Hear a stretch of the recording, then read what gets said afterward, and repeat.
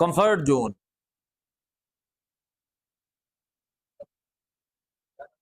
ये पूरी पीढ़ी जो है वो एक विशिष्ट प्रकार की बीमारी से पीड़ित है जिसका नाम है कंफर्ट जोन।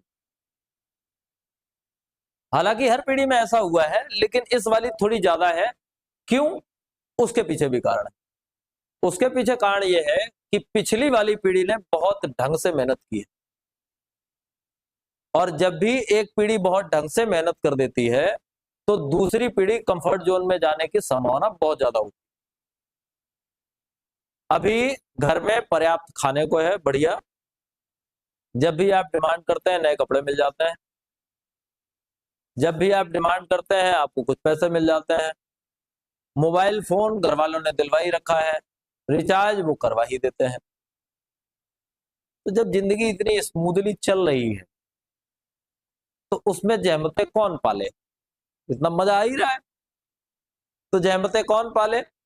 अब जहमतें नहीं पालनी है तो हम कहां चले गए? कंफर्ट जोन में। कंफर्ट जोन मतलब आराम से जिंदगी जीनी है, कोई दिक्कत है नहीं। अभी क्राइसिस चल रहे होते लाइफ में। क्राइसिस का मतलब समस्याएं आ रही होती, खाने में भी दिक्कत हो रही है, कपड़ों में भी दिक्कत हो रही है, मोबाइल रिचार्ज की तो बात ही छोड़ो, मोबाइल में ही दिक्कत हो रही है। अगर ये समस्याएं होती तो मामला ज्यादा बेहतर चल रहा होता, ध्यान ज्यादा अच्छा लग रहा होता, मन ज्यादा अच्छा लग रहा होता। जिनके साथ भी चल रही है उनका लग रहा है, जो भी इस चीज को फील कर रहे होंगे उनका लग रहा है। जिनको जिनको ये सारी समस्याएं नहीं आ रही हैं उनको नहीं लग रहा है। और ये आपके साथ नहीं है, ये प्रत्येक व्यक्ति के साथ होता है। गलती पिछली वाली पीढ़ी की है, उसने ज्यादा मेहनत करके घर सेटल कर दिया। अगर वो घर सेटल ना किए होते तो आप कंफर्ट जोन में नहीं गए होते।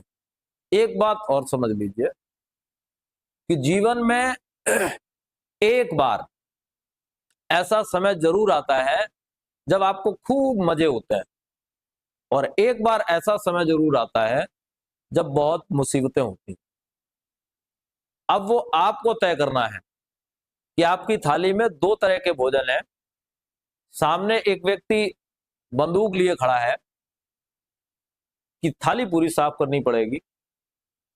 एक बहुत तीखा है, एक मीठा है, थाली पूरी साफ करनी है। कब खाएंगे आपके ऊपर निर्भर करता है, खानी पूरी पड़ेगी। पहले कड़वा खाएंगे बाद में मीठा खाएंगे, या पहले मीठा खा लेंगे फिर बाद में कड़वा खाएंगे। पहले मुसीबतें उठानी है बाद में मजा लेना है जिंदगी का, या पहले मजे ही ले लेना है, मुसीबतें तो जिंदगी भर उठानी है। ये आपके ऊपर निर्भर करता है। ये मान लो जिन्होंने आपको ये कंफर्ट जोन दिया है वो इटरनल नहीं है इस दुनिया में, अमर होके नहीं आए, उनको भी जाना है। उनके जाने के बाद ये कंफर्ट जोन आपको कौन देगा? क्या तब तब के लिए कोई व्यवस्था है? अगर है तो बने रहिए, अगर नहीं है तो खुद के बारे में सोच लीजिए।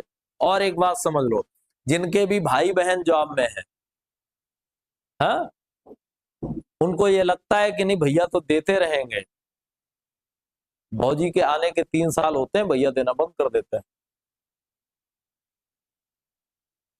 ये जीवन का सत्य है, मतलब इसमें बुराई भी नहीं है। आप ये कहो कि नहीं भैया की गलती है, भैया को देना चाहिए, काय देना चाहिए, दुई हाथ तुम्हारे दुई भैया के, दुई टांगे तुम्हारी दुई उनकी।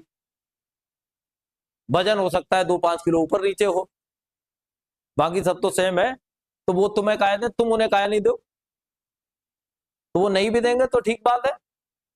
तो अभी अगर इस बात को लेकर कंफर्ट जोन में है, या पिताजी की सैलरी आ रही है या पिताजी की पेंशन आ रही है, इस बात को लेकर कंफर्ट जोन में है, तो निकल आइए, अभी वक्त है। अभी अपने आप को थोड़ा तपा लेंगे तो आगे आराम रहेगा, और अभी अगर आराम में रहेंगे तो पूरे जीवन भर तपाना पड़ेगा। नहीं तो उन लोगों से पूछिए जो लोग अपने सही दौर में सही काम नहीं किए। कभी कभी बैठ जाया करो ऐसे लोगों से जो असफल हुए हैं जीवन में, जो अभी कष्ट उठा रहे हैं, उनसे पूछना कि गलती कब हुई थी, वो बताएंगे कि जब 18 साल के थे, 22 साल के थे, 24 साल के थे, तब मन नहीं लगता था इन चीजों में। तो अगर कंफर्ट जोन में बने रहोगे तो कुछ नहीं हो पाएगा, ये बात ध्यान रखो।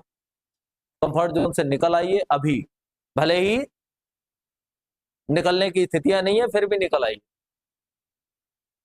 मतलब अगर आप अब इसको ऐसा समझ लो इस रूम में एसी लगी हुई है, ठीक है, आप दोपहर में आइए और यहाँ रहिए और फिर आप बाहर जाइए, तो इधर तो बहुत मजा आएगा, लेकिन जब बाहर जाएंगे तो उस मजा से ज्यादा कष्ट आएगा।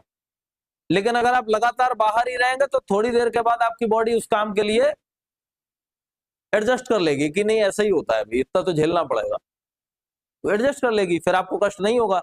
बार बार अंदर बाहर जाएंगे आएंगे तो बार बार कष्ट होगा, बार बार मजा भी आएगा लेकिन बार बार कष्ट भी ज्यादा होगा।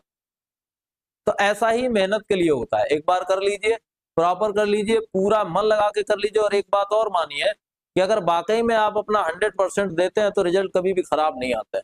बस समस्या ये है कि हम अपना 100% दे नहीं पाते हैं, कभी भी नहीं देते।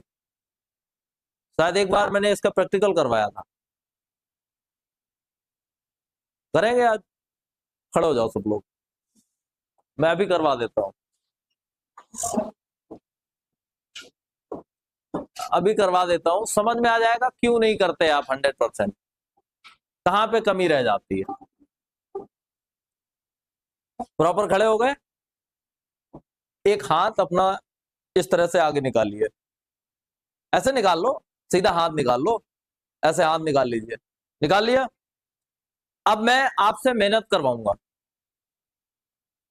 ध्यान रखना क्या करवाना है, पीटी नहीं होगी, मेहनत होगी, थोड़ी सी होगी।